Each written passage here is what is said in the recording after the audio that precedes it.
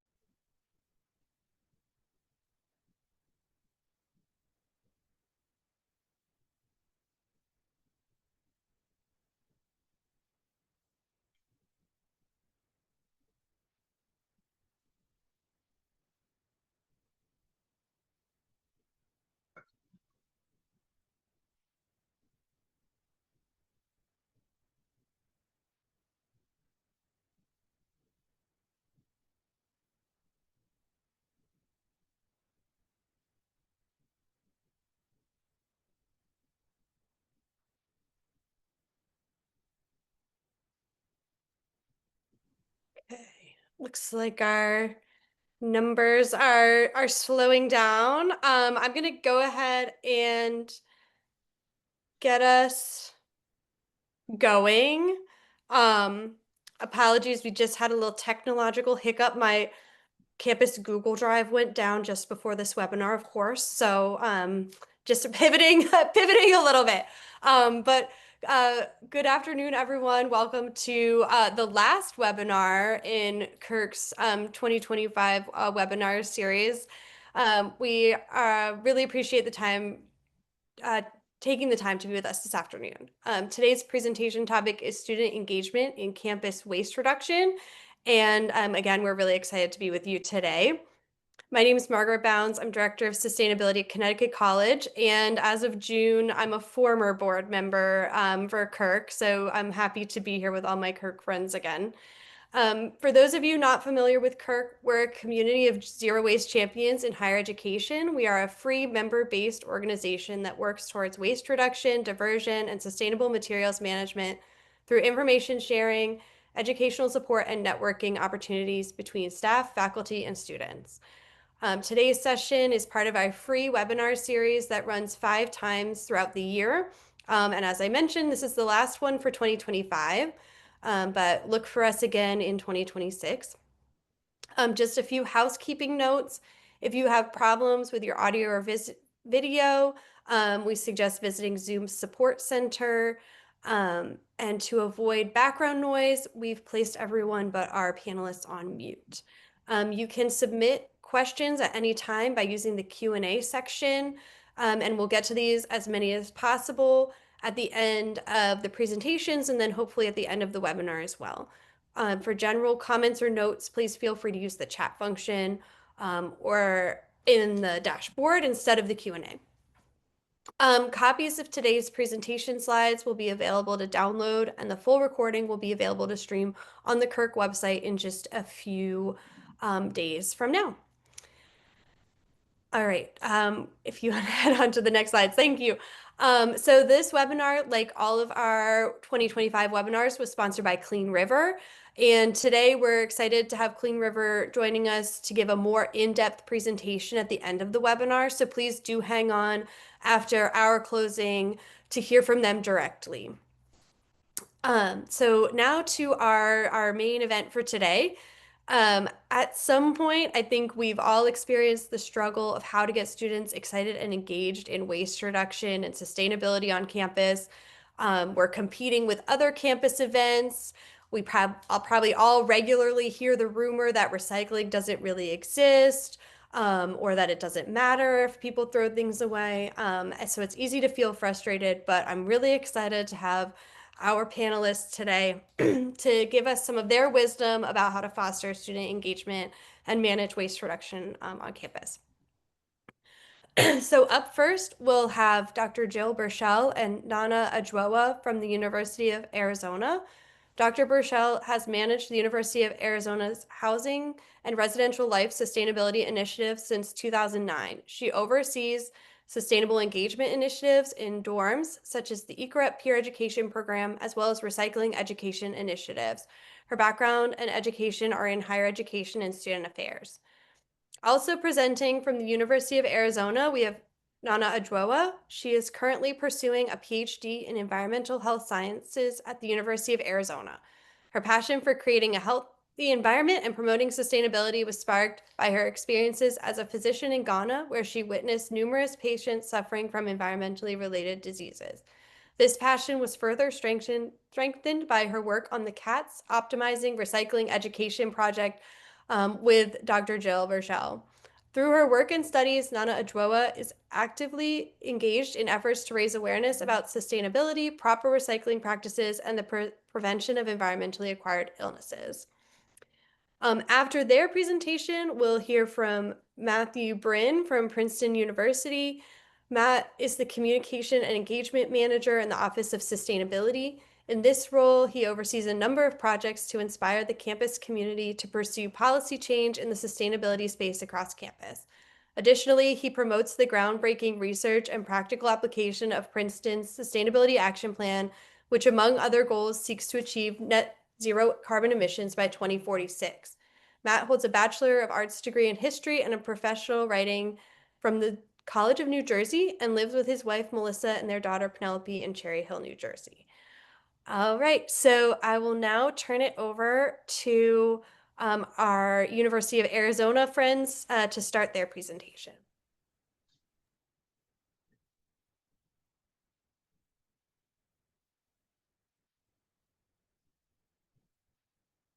Okay, can we see? Yes, I can. Great. Great.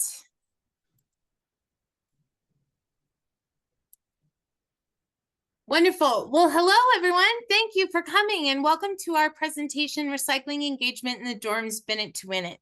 Margaret's already introduced me, so I'll skip that part. But thank you very much. I'm Dr. Jill Burchell. And joining me today. My name is Anajo Kufomo Asante. Great. Thank you. I would like to start with a land acknowledgement. We respectfully acknowledge that the University of Arizona is on the land and territories of Indigenous people. Today, Arizona is home to 22 federally recognized tribes, with Tucson being home to the O'odham and Yaqui. The university strives to build sustainable relationships with Native nations and Indigenous communities through education offerings, partnerships, and community service.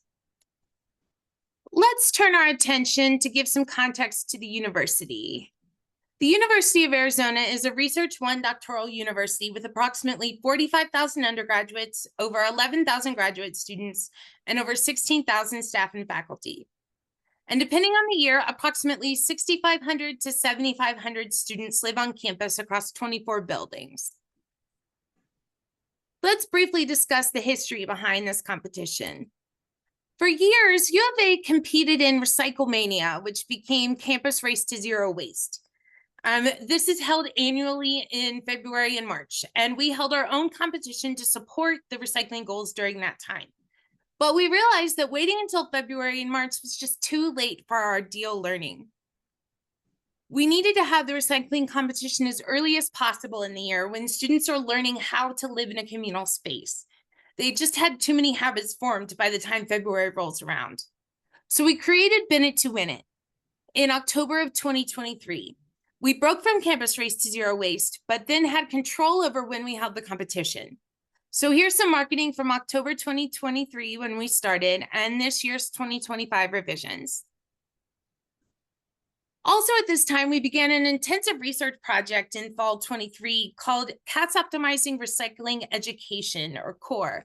This was a campus sustainability fund grant project. Nana served as our graduate assistant for CORE and played an integral part in the revision of Bennett to Win It based on the feedback she gathered and analyzed. This 2-year program ended in spring 25, but we're implementing the education plan that was developed. Here you see some pictures from focus groups, our golf cart banner, and the team. So now let's get into some competition basics. So as part of our learning objectives, we have our Wildcat residential curriculum, and it's called the Wildcat Living. Bennett to Win It has 3 learning outcomes.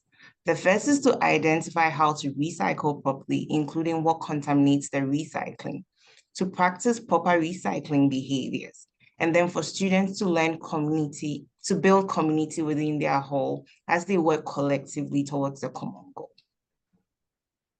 So for the timing of the competition is held from September 1st through to the 30th. Now we tried October, but folks had already formed their habits by then. September 1st is within the first 2 weeks of school, and this allows us to start recycling education right away. And for staff involvement, there are a number of staff who contribute to the success of this competition. Besides the senior coordinator, there are 2 sustainability student workers. We have the recycling and facilities specialist. Now, this student helps track our recycling and conducts weekly audits to determine contamination by building. This allows us to assign weekly points for clean recycling. We also have our student engagement lead. Now, this student helps track the overall points for the program in a large Excel spreadsheet. And the student awards points for pledges, engagement experiences, and for Instagram likes, allowing us to offer different categories of ways to earn points. And for our staff, we have our community directors, our resident assistants, our desk assistants also involved. So the whole staff help implement the day-to-day vision and engagement, and they create strategies to win based on how various points are awarded and what they want to highlight as a staff. Great. I'd like to move on and discuss how we score the competition. Housing sustainability will gather contamination estimates directly from recycling bins and assign points weekly. The values, if there's any more than 30% contamination, they get 0 points, through to 0% contamination where they get 6 points. In 2025, as a system, our recycling contamination decreased 37% from the beginning to the end of the competition. There's also a Coca-Cola bonus. Buildings can earn 1 point bonus if their auditors find any Coca-Cola products when they check the dorm recycling. This helps, buildings can earn up to 1 point a week. This helps develop good habits for the items purchased on campus because our campus beverage contract is with Coke. And thankfully, Coke sponsors the RA prizes that I can't purchase due to campus purchasing regulations. There are also points for Instagram videos. You can earn 5 points per video for up to 3 videos. The videos with the most like overall in the whole system per capita won a 5-point bonus. So dorms post their Instagram videos to their dorm accounts via Instagram reel or video post. We don't use stories so that we can track them better. In 2025, there were 29 videos submitted for points with almost 3,200 likes. Our bonus winner had more likes than students in the building with 143% of the population. Now let's talk about engagement. After every program they host, as part of our residential curriculum, RAs are required to submit information into a tracker to log that engagement. We have a special question on that form where students can choose Bennett to Win It and report how they are teaching about sustainability or using sustainable materials.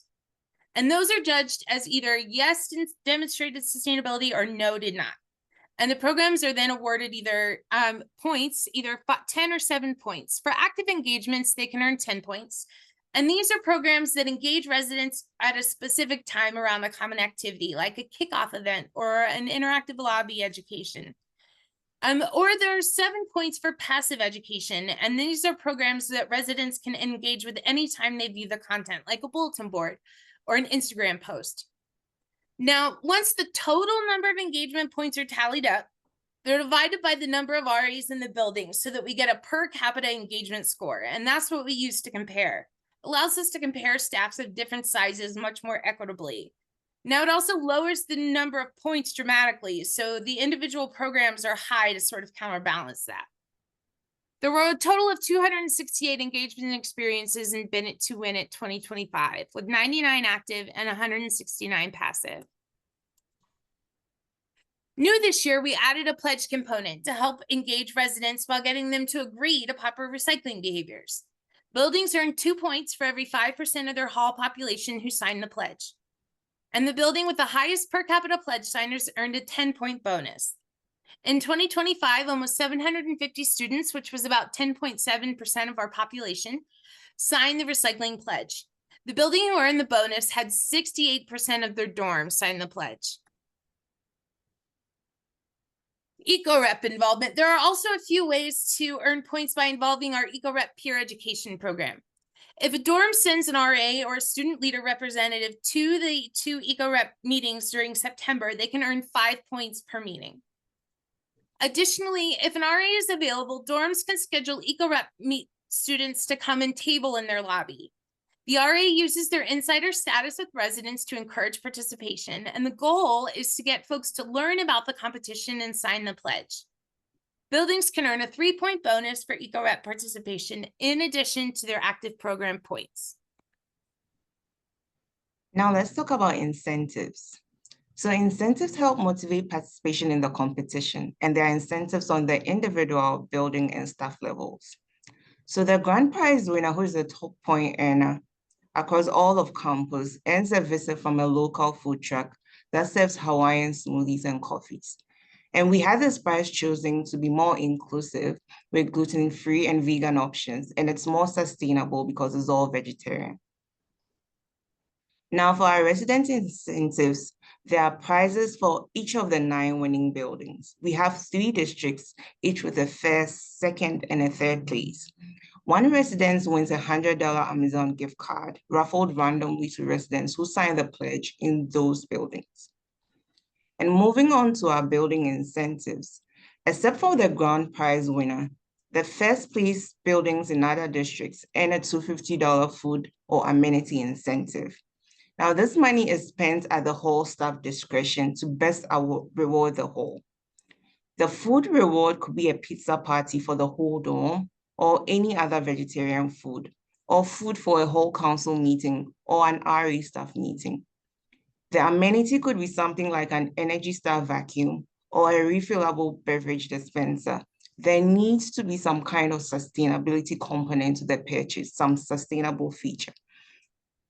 And for second place winning buildings, these buildings earn a $100 food or amenity incentive spent in the same way. Now, moving on to our staff incentives. Our student union has a relationship with our beverage vendor Coke, and they donated 3 prizes that comply with our purchasing rules. We have a Levi jacket with patches, a JBL clip speaker, and a large cooler bag and blankets. And these prizes were advertised to RAs during their training. We are unable to incentivize desk assistants, but maybe you could. We've done that in the past. We've run tote bag programs and hosted food incentives. With new rules about hourly employees, we can't use those same tactics. So it's great to get the desk involved in getting students to sign pledges. Great, let's think about some feedback that we collected. I'd like to start by talking a little bit about what doesn't work. Starting after September 1st is too late. And running for more than 1 month doesn't work. We've tried varied lengths up to 2 months, and 4 weeks was really the sweet spot. Planning across months doesn't work. Run from September 1st to the 30th, so it's simple and clean. Unclear prizes don't work.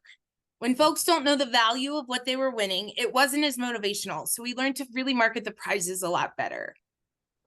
We learned that prizes should be useful, like gift cards, or fun, like enjoyable events. Students thought the laser light show that incentive we had in 2024 was boring, and it was a total flop. Incentives should be better aligned with the student interests and easier to access within their own dorms, thus the food truck. Also, events held during Bennett to Win It should not coincide with popular campus events like family weekend, homecoming, or midterms, and adequate planning is needed to avoid this. Dull staff training doesn't work. Housing staff, especially the RAs, felt training they received to prepare them for educating their residents was inadequate. They advocated for more engaging, more informative sessions with clearer content, earlier timing, and interactive components like role-playing. And finally, one-on-one education as completed by CURC was disliked. Having non-familiar staff knock on residents' doors made many students uncomfortable. So now let's also discuss some valuable feedback we collected through the CURC project. So the first thing we learned was a clear understanding of recycling programs by housing staff impacts the recycling knowledge of the students in the dorms.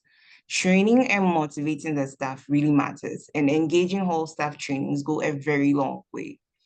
And students also want to garner information from familiar faces rather than outside folks coming in.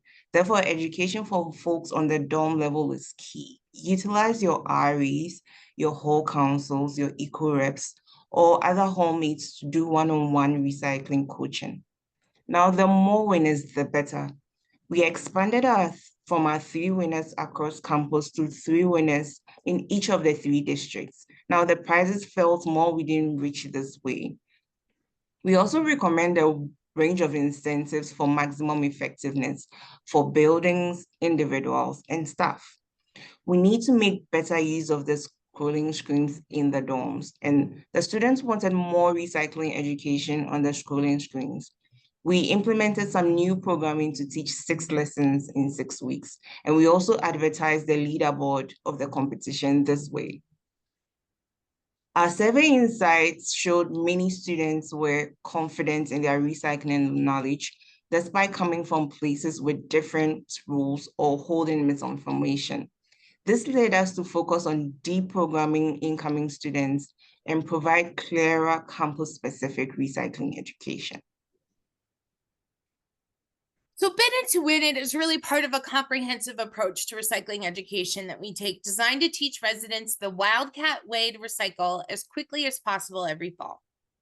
We also incorporate signage, a contamination quiz, an educational interactive website, online sorting game, educational videos, screen images and animations, and lobby one-on-one recycling education. Now, last year, our contamination did not improve until the spring, so there was a bit of a delay. But then the contamination decreased to less than 15% for the entire spring semester. Our fall programming eventually sank in, and residents started recycling a lot better. I recognize 15% is still a little higher than we'd like, but compared to over 60% in the fall, it was a huge improvement.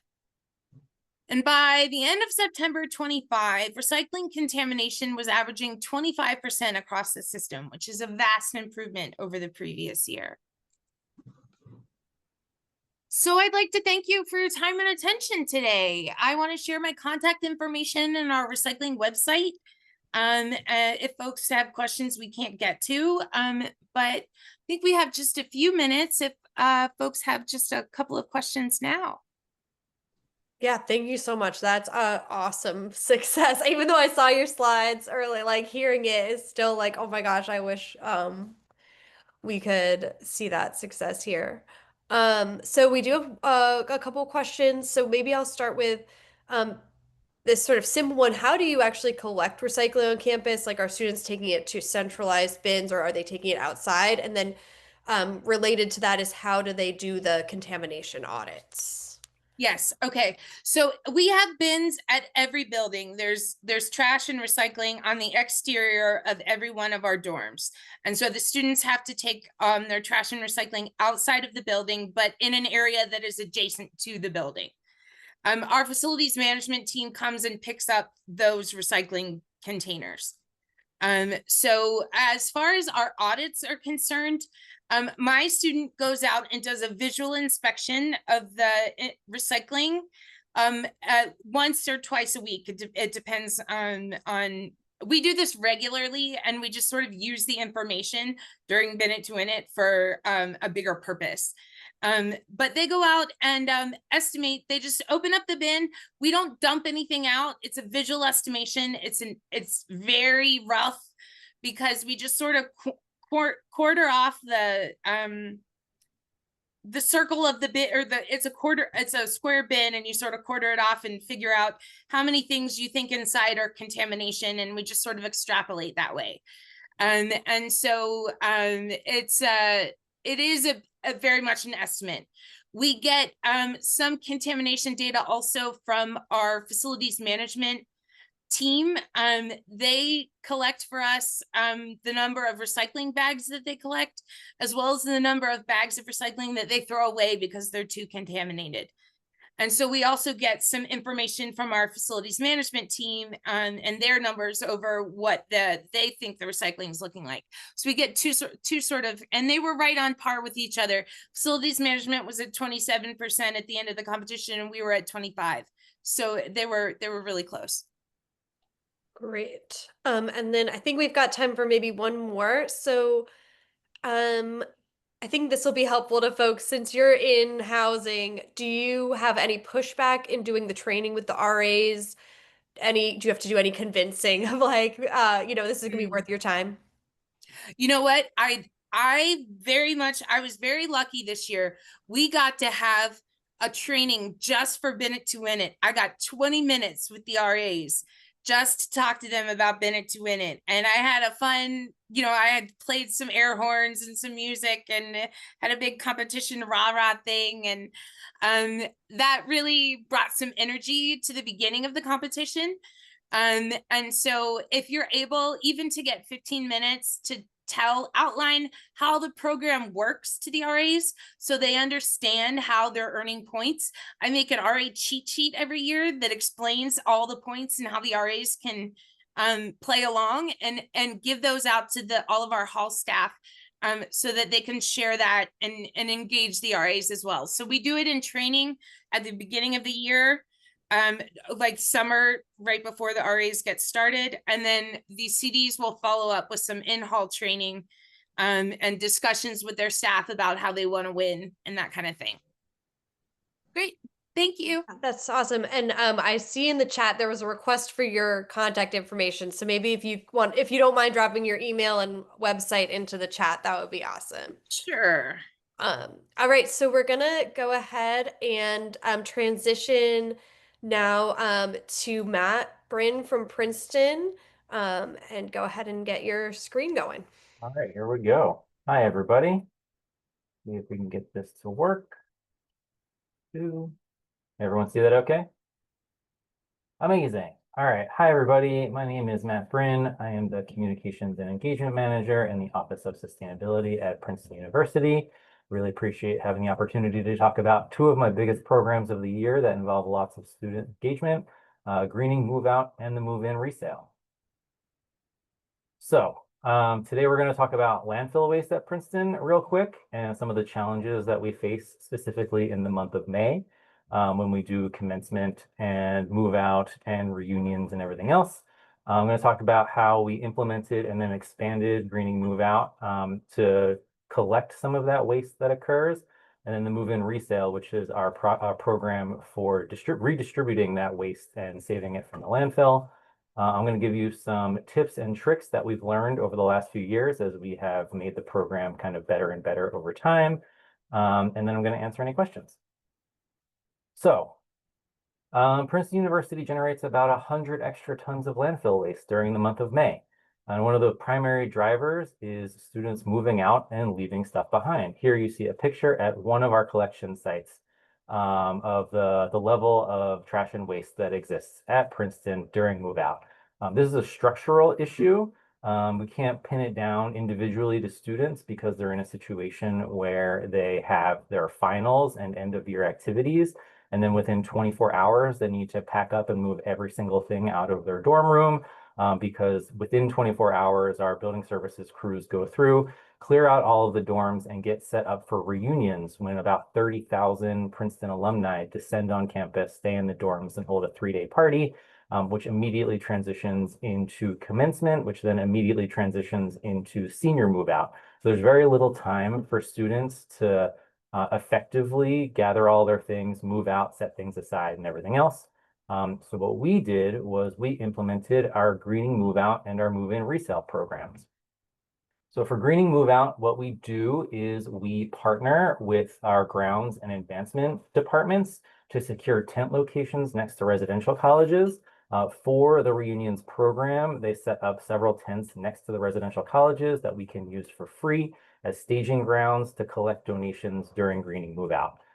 We recruit our sustainability staff ambassadors and other staff volunteers throughout the spring semester to manage those tents during work hours and collect those donations.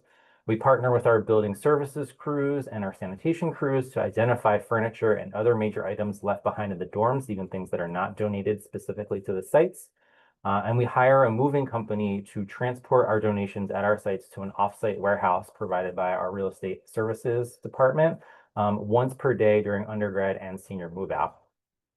Now, once we have all of those items and they're captured during the greening move out process over the summer, I take some of those same staff ambassadors and I bring them back to the warehouse to clean and sort those items at the warehouse. We invite nonprofit partners that are local and our Freshman Scholars Institute program, which are first generation college students arriving early over the summer. And we allow them to take free items to support and help local people in need. And then in the spring, during the first week of classes, usually the first Saturday in September, we transport all of the remaining items after those collections to Dillon Gym on campus, which is our large gym you can see in those right two photos. We invite students to purchase items at roughly 90% discounts. And then at the end of that program, so we run it from 3 to 5 p.m. At 5 p.m., all of the remaining items become free, and we give them all away so that we don't have to do much cleanup at the end of the program. So that is an overview of what happens between greening move out and the move in resale and over the summer. Here's how we talk about this program when we're pitching it to our bosses and our bosses' bosses and other departments and trying to get people involved and partners and everything else. So greening move out and move in resale are primarily and firstly and mostly a landfill diversion program. Each year we divert roughly 20 tons or more of waste that would otherwise go into the trash. We invite our nonprofit partners to collect portions of donations, like I mentioned. Roughly 90% of the remaining items after we give some away to the nonprofits are sold back to students during our move-in resale. The revenue from those purchases goes directly back into the Office of Sustainability's operating budget, so we offset some of the costs of the program as a whole. And we actually reduce costs for facilities overall by lowering waste hauling fees during the busiest time of year during May and commencement and all of that. Move out and resale is also a campus stewardship program. So it allows for our building services crews to have faster residential college cleanouts ahead of the end of year events, including reunions and commencement. When more students donate and participate in this program, the residential or the building services crews have to spend less time cleaning. It also saves a lot of dollars in building services overtime hours. We did a study between 2022 and 2023 when we initially expanded this program and found that the amount of money that we saved in overtime hours was roughly equivalent to the cost of hiring the moving trucks for the entire program, which was a perfect 1-to-1 ratio to deliver to my boss's boss and convince her to get on board with the program. It's also the largest opportunity for students to directly engage with facilities staff. Facility staff are not always student facing and they do a lot of work behind the scenes. And this is a very open and obvious program where students get to see facilities in action and learn about kind of the work that they do and contribute to the success and the cleanliness of the campus. And then last but not least, greening move out and move in resale is a student and staff engagement program. Last year, we had 82 Princeton staff volunteers. A good portion of those were our sustainability staff ambassadors. Representing 46 departments who all volunteered and helped collect donations at the tents or helped us clean and sort donations in the warehouse. It engages our eco reps in event planning and execution. So when they come back in the fall semester to help with the move-in resale, they are key partners in executing the program and seeing at scale what it takes to develop a large-scale event project like this. And then last but not least, The move-in resale really feeds our mailing list and is particularly effective at capturing incoming first years. I'll talk a little bit more about that when we get into the tips and tricks section. So tips and tricks for greening move out specifically. If you are launching this program for the first time, try to utilize as many existing programs and infrastructure for collection and promotion as possible. If you have dorms or res colleges that are already trying to divert items from landfill or collecting items from students, partner with them and try to figure out how to take over common spaces or something like that.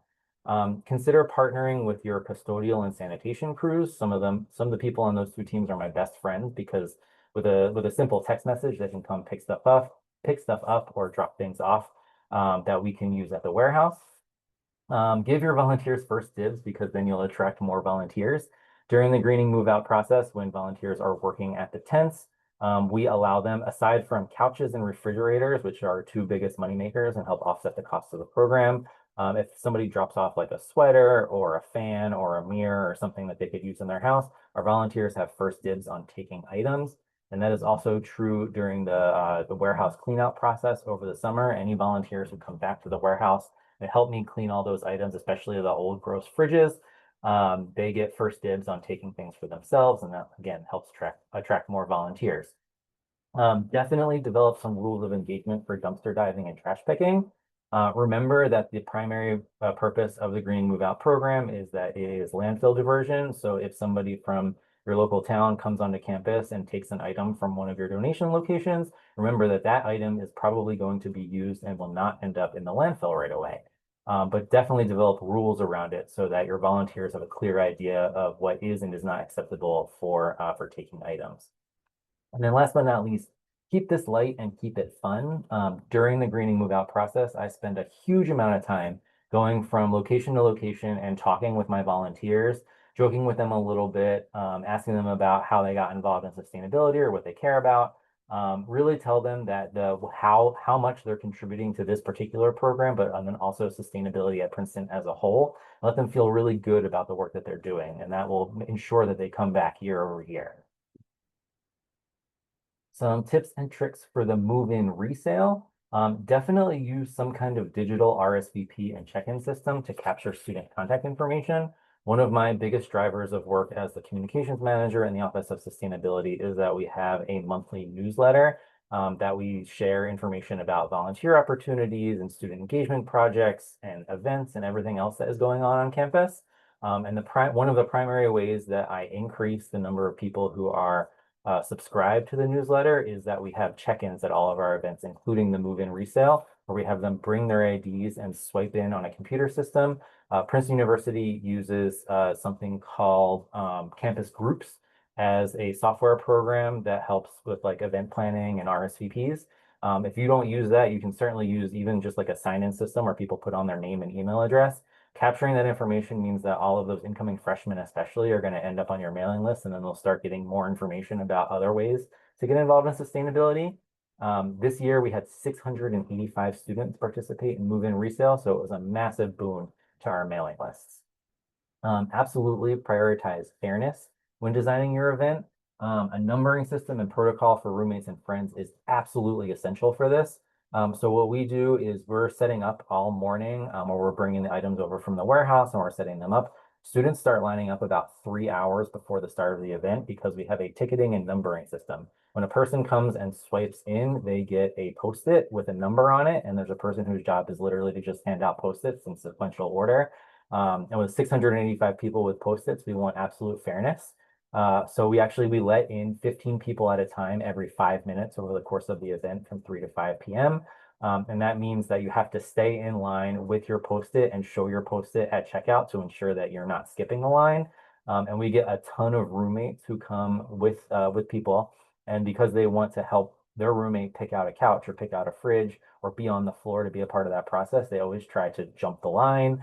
Or run out onto the floor, and having like designated staff or students, we use eco reps as like bouncers or security basically to stop people from hopping into the line is absolutely essential, because if you see people in the line, if people in the line see people cutting the line, they get really, really mad.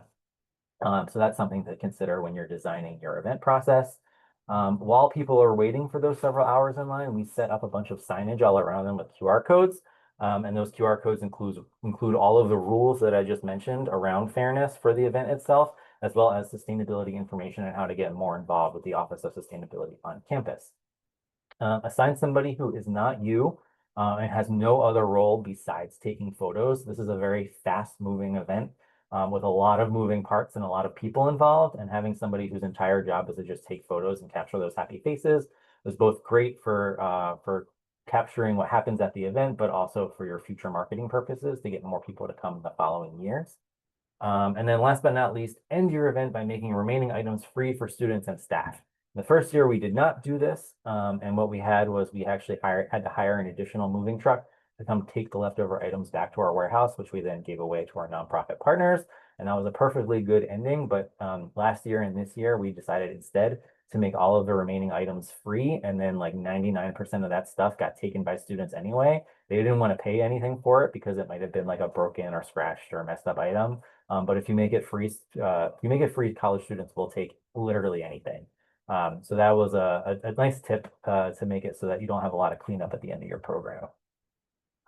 All right, shameless plug number 1. I am hosting an ASU webinar on November 19th from 2 to 3 p.m. It is called Building a Sustainability Staff Ambassador Program from Scratch. Yes, you can do it too. The Sustainability Staff Ambassador Program is absolutely essential. And I know I keep saying that, but it's true. For staffing all of the greening move out tents, for cleaning out all of the stuff that we received in the warehouse, and for helping me staff the move-in resale event. If you don't already have a robust staff volunteer program to assist you in all of your various sustainability things, this particular webinar will be me teaching you how we built it. Right now we have about 120 sustainability staff ambassadors representing 81 departments. It is a huge tool that helps us staff events and do all sorts of fun things on campus. Shameless plug number 2, I mentioned this Office of Sustainability newsletter that goes out once per month. This QR code will allow you to sign up for it. You can stay informed about sustainability activities happening at Princeton University. I invite every single one of you to borrow/steal our ideas, our graphic designs, and our stories and promote them through your campus, and then you will profit. Or not profit, we're a non-for-profit. But yeah, go ahead and sign up for the Office of Sustainability newsletter and get all of our stuff and take all of our ideas, please. That's why I'm here. And that was very quick, but here we go. I'm ready for questions.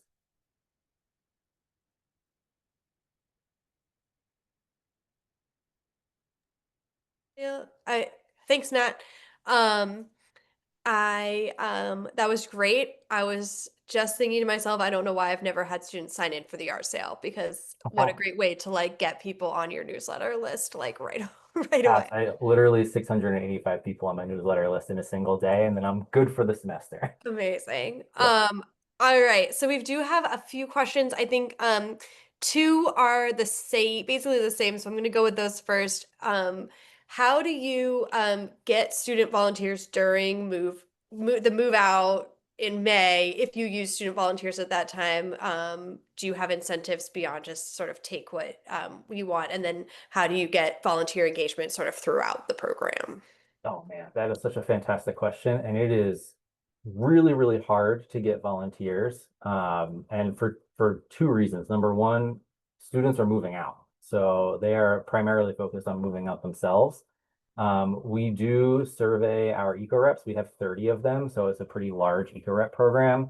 And we check in with all of them to see who is leaving and when. And anybody who is not leaving, we volunteer that they have to spend some time in the greening move out tents. And then staff are also super strapped because at the end of the year, they're doing all of their kind of spring semester wrap-ups, all of the major like celebratory events and programming. Plus, if they're involved in commencement or reunions in some way, they're also like pretty strapped for time.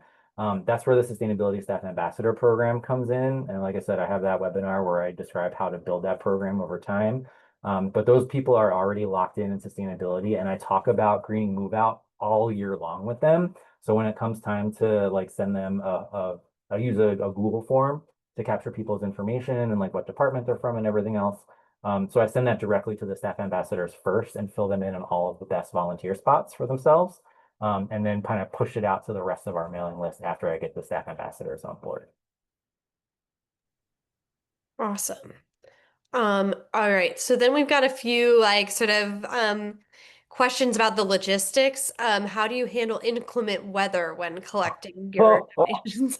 I'm so happy you asked that. This year, I think I literally cried like in the office by myself in the winter. If so, 5 days of undergrad move out and it rained. And when I say rain, I mean like rivers in the streets rained all 5 days. And I was like, clearly, I'll have one day at least where it's nice and sunny and people will take all their stuff out.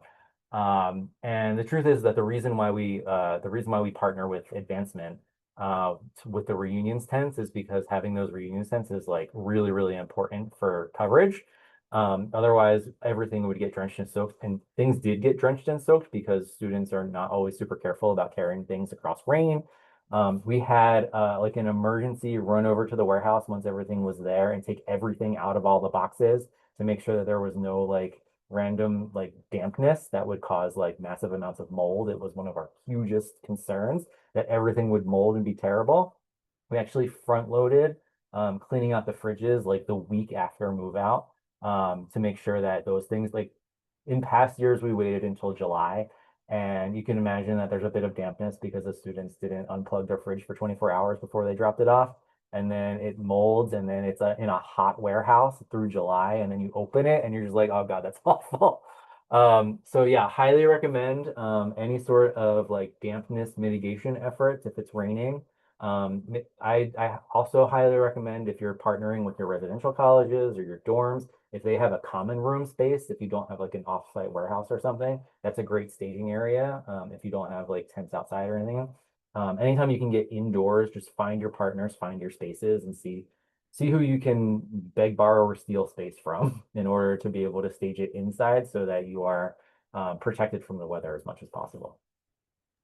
Nice. And you may have said this and I missed it, but do the tents come down each evening and then put back up, or they stay up? No, there are these like massive party tents, and they stay up. They start going up in the middle of April and they stay up through the middle of June, which is why there's such a great opportunity for us because they're there and they're almost always in the same spots every year. And we do those logistics and we get those confirmations and permissions like in January, Nice. for the May execution because there's so many things going on that we have to start planning that early. Nice. Okay, and then I think this will be our last question, but just to flag for folks, Jill and Nana did answer some questions in the Q&A box, so I think you should be able to see their answers, and Matt might be able to do the same. Okay. But to close this out, any cautions about starting a move out, move in sale program? Great program, but labor intensive, like any key pieces like that have to be in place before you go full steam ahead.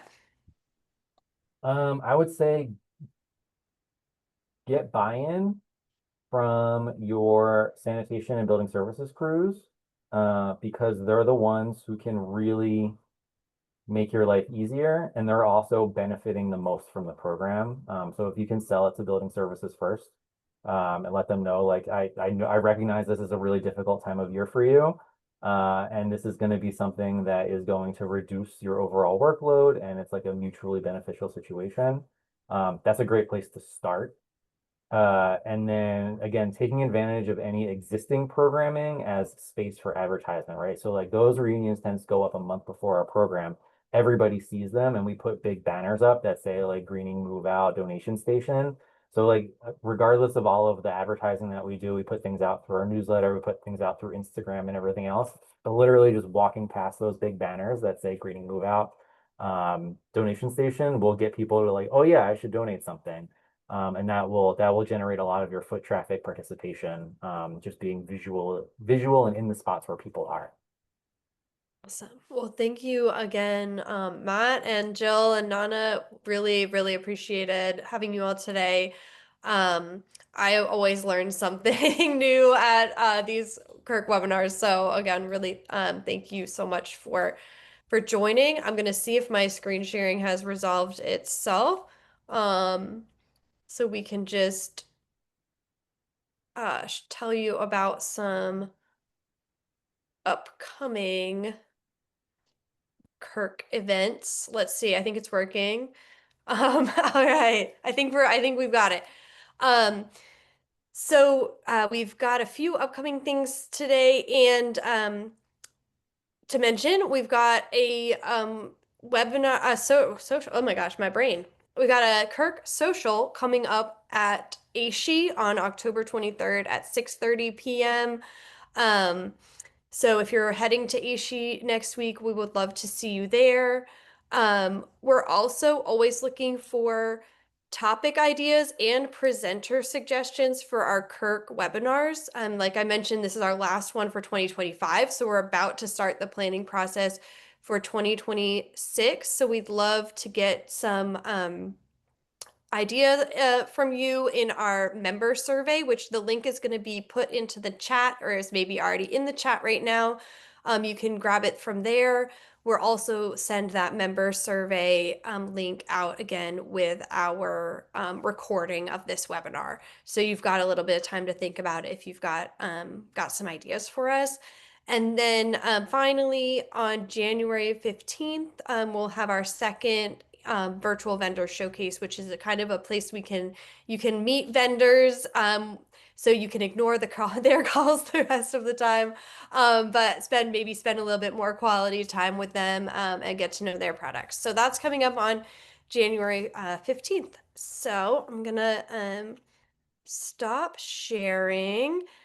And just before I hand over to Clean River, just say thank you again to Jill, Nana, and Matt for their time and participation today, and also to the webinar committee crew, Carly, Alan, April, to help with my technology problems and make sure that this ran smoothly. So now I'm happy to introduce Carter Durant from Clean River, again for a few more words from our webinar sponsor. Yeah, hey, thank you, Marigan. Again, thanks to CURC. Clean River has been able to be the CURC 2025 webinar series sponsor, which is always great to be involved. Again, Clean River, who we are, diverting waste from landfills is our passion, creating recycling programs is our purpose. We've been manufacturing recycling bins for 35 years now, and I've had the pleasure of working with a number of you on the call. And so a little bit about what we do, how we operate. Fully understands, we said, for 35 years, thousands of universities from Monterey, Mexico, to Fairbanks, Alaska, to Nova Scotia, Canada. Recycling's challenging. It's not consistent. There's no consistency. As much as we try, everyone on this call tries to do our best. There's different reasons why we recycle, different reasons why we initiate it. Different compliances, controlling costs, latest regulations we're trying to keep up with, external certifications, the consistency. Again, it's a challenge. So what we try to do is take a little bit of that off of your plates. Something we like to ask our team internally, and we use a lot with our partners, is what would you do in a situation like this? We at Clean River, we call this the moment of diversion. Someone's approaching a waste recycling container. They want to do the right thing, but they're strapped. They don't know where to start. They don't know what to do. Do I put the lid in the plastic? Is that straw paper, or is it plastic? Is it compostable? Everything's overflowing. Ultimately, studies have shown that people are going to take 2 to 3 seconds to make their decision, and then they're just going to put it wherever is the easiest. So what our job is to make that as easy as possible. And again, by trying to do the right thing, we've outlined, as I said, over our 35 years, a variety of different best practices, from industry studies, bin designs, engineering techniques. What we've really narrowed it down to is these few topics. So visual call to actions, make sure the graphics are visible. Make sure they mean something to the people that are approaching the bin, have images of what's in their hands and able to be disposed of. Stream specific coloring opens. So when someone approaches the bins, use the colors that are associated on your campus. So if people are familiar that recycling is blue, for example, make sure that they're color coordinated to help that moment of diversion. Custodial friendly access. So a major thing we focus on is making sure that these bins are easy to service. No one wants their campus overflowing with garbage or waste. It's not going to improve your adoption on campus. Keep it clean, keep it simple, and make sure that the custodial team is involved in the purchasing of new recycling containers and get their valuable feedback. Communication panels. All of our bins are designed in a way that allows you to use graphic space for however you want. Some organizations choose to add more pictograms, what they're trying to collect. Others across campus will create school pride. They will use it to lay out what their sustainability agendas are to try to create as much engagement as possible. And then ultimately, sustainable material. We try to build our products from the most sustainable materials we can find, different forms of plastic lumber, everything like that. So as much as the container can be recycled at the end of use, again, to limit our footprint. As I mentioned on graphics, graphics is one of what Clean River's main drivers are. You can have the world's best recycling container, but if people don't know how to use it, they're not going to use it. So we have 5 key tips. Keep it simple. Don't overcomplicate it at the start. Learn what's working, and we can always adapt and change our graphics to make sure they're being the most efficient. Keep it consistent. Consistency across campus. It's tricky. You have dorms, you have student centers, you have athletic spots, you have lecture halls. How do you keep that consistent experience for both staff and students to know where to throw when the time comes? Make sure they're visible. We always stress to make sure that they're eye level as much as possible. So when someone is walking up to the container, they're able to quickly identify where things need to go. Refresh. Whether that's through your waste audits, commonly misplaced items. Let's learn, let's adapt, let's tweak. And then most importantly, make sure they align with your state, provincial waste and recycling regulations. What we don't want to ever see happen is something's going in the wrong stream that can't be recycled. It completely contaminates that stream and it all has to go to landfill. As I mentioned, Clean River, we have a dedicated graphic department with graphic designers and in-house printing that allows us to work with every customer, every university to customize their graphics. They become specific to their program. Future ready. We know, as I said, recycling is always changing. Your bins are going to change. So how do you protect that? How do you not go down the line of outfitting your campus with all new 2-stream containers and then learn that there's a compost regulation comes in? What Clean River has designed and innovated is our Future Ready Transition Series. What this allows is to keep one bin with interchangeable opening plates that allows you to change as your programs change. Maybe right now you're just doing waste and recycling and it's a 2-stream. A compost regulation comes in. You're not going to collect more volume. You're just going to reallocate which stream those go in. So what we're able to do is change out your opening plates, and the internal liners have divider guides that allow the bags to be reoriented for the collection to be smooth and easy without the need to repurchase any net new containers across your campus. Some key considerations that we work through with our customers to make sure, again, you're getting the right bin for you. How many streams are you looking to collect now? How many might you be able to? How many people do you think are going to use the bin? Are they in high traffic areas? Are they in low traffic areas? We have a variety of different containers that have different capacities that keep your program consistent, knowing that one lecture hall might have a freshman economics class of over 1,000 versus a master private seminar that might only have 10 or 15 people in it. What locations will the bin be serviced, indoors or outdoors? How do you make sure the elements don't enter the bin? Rain, snow. How do you make sure pests don't enter the bins? And different factors like that are all important to keep in mind when making the decision. A major element we like to support too is communication. It's going to be a cultural change sometimes if you're updating all the recycling bins, especially in office spaces on campus. Staff might be used to having the under-the-counter recycling bins and a waste bin, and you let people know we're going over to a centralized waste station. Effective Monday, you're not going to have that anymore. You want to make sure that you're proactively communicating this out and over communicating it once the program has rolled out to really get the adoption that's needed to set in. A few of our bins that we manufacture, we have a slew of over 150 different variations, but these are some of our top products that we see across university and college campuses.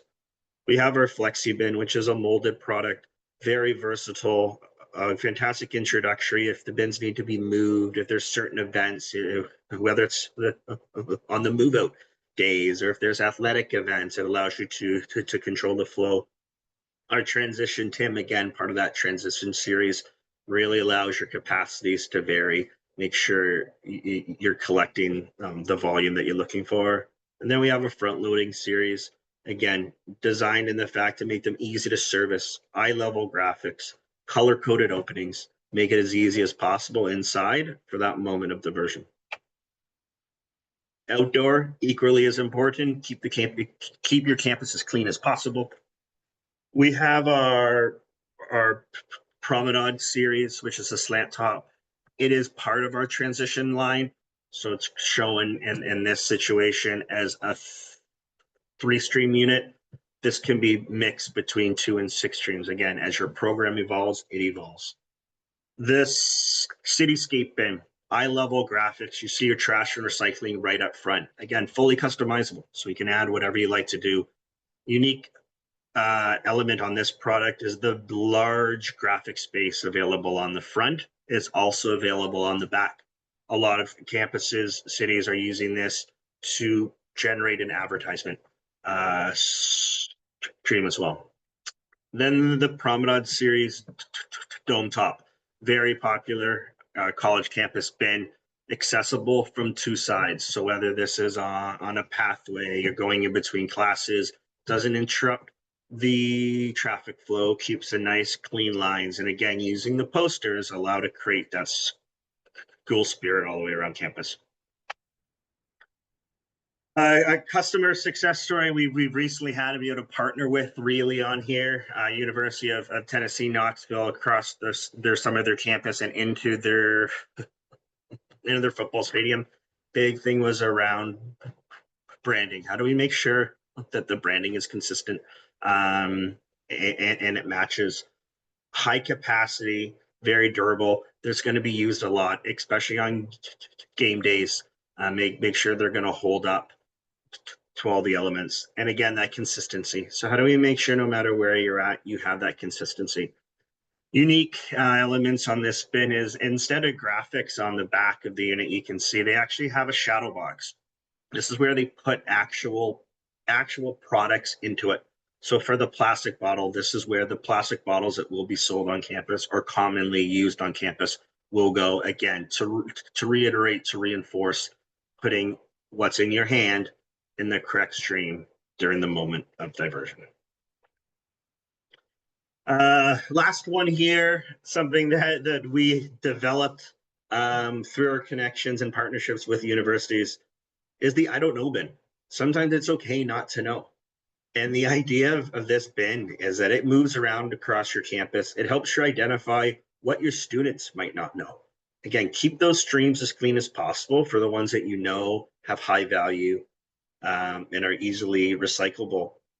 And through audits, you'll start to know what's not working. And in the I don't know bin, you use that as your main point of contact. People are confused over lids on the coffee cups or straws or compostable cutlery. So it's really a great learning tool that can be easily moved around campus to really give that temperature check of how the students are engaging with your program.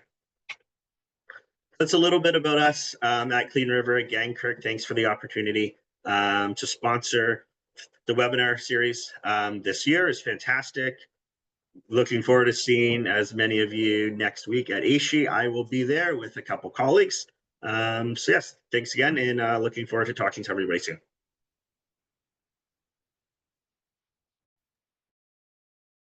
Great. Thank you, Carter. And thank you again to Clean River Recycling Solutions for being our 2025 webinar series sponsor.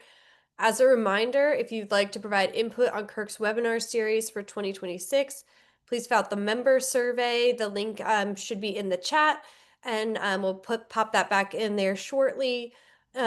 We hope to see many of you next week at the CURC AC Social and at our CURC events next year. So thanks again to everyone for joining and for presenting, and have a great day. Have a good one.